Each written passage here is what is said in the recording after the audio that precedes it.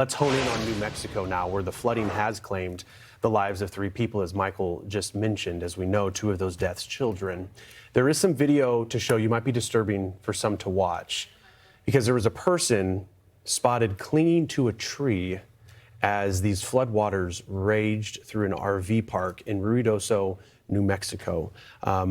Got to confirm that this person ultimately was okay, but you see by the sights of it how fast that water was rushing just below them.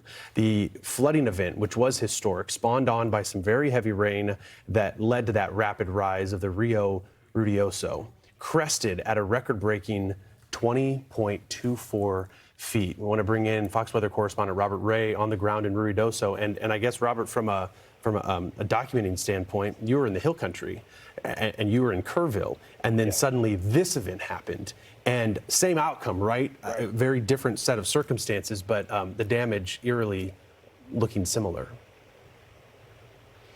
Yeah, it is remarkable. 8-9 hour drive from Kerrville in Texas, where we were reporting, and that situation's still going, to here, Ruidoso, New Mexico, in the mountains. And look, guys, this is the Rio Ruidoso River that exploded 2 days ago. And you see the debris in the car that is wrapped around that tree and the rocks there. I mean, I want you to consider this, perhaps while we're looking at the house that is flowing down the river 2 days ago. I want you to consider where I'm standing, okay? There was 19 to 20 feet of a wall of water coming down this area. And that is because of several inches of hard rain that fell on top of burn scars, and burn scars coming from an exceptional historic wildfire here a year ago. And so the water blew up within 35 minutes, came down the hillsides, the mountains, into Ruidoso, and just ravaged all these areas. And we look at the video that we shot on the ground yesterday when we arrived, coming from Kerrville, Texas, got here late morning mountain time, and you see the water just moving into homes and tearing apart the interiors, crushing walls, moving vehicles all over in between the Rio Ruidoso River as the cars went back and forth, smashed against trees, finally landing in places like what you see behind me with the vehicle that is on top, quite literally, of debris, a tree, and rocks, and beyond that, aluminum and steel wrapped around this entire area. So people here, yes, they got alerts on their phones, but it was in the middle of the day, and they certainly were not expecting this kind of fury and violence. Now, 3 people are dead. More deaths and fatalities this week because of flash flooding. 2 of them are children, 7 years old and 4 years old, on top of all the little girls that have lost their lives in Kerrville at Camp Mystic in Texas. When we got on the ground yesterday, immediately we wanted to see if we could find anyone that would talk to us to give us, their story about what occurred. And the gentleman we found was not only tied to the 2 kids that died, but he almost lost his own. Have a listen.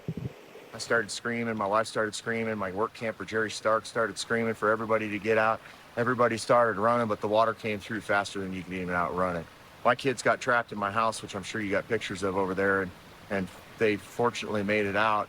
They were able to get into one of the rooms that the whole house came down around them, and they were floating on a bed holding onto the ceiling fan.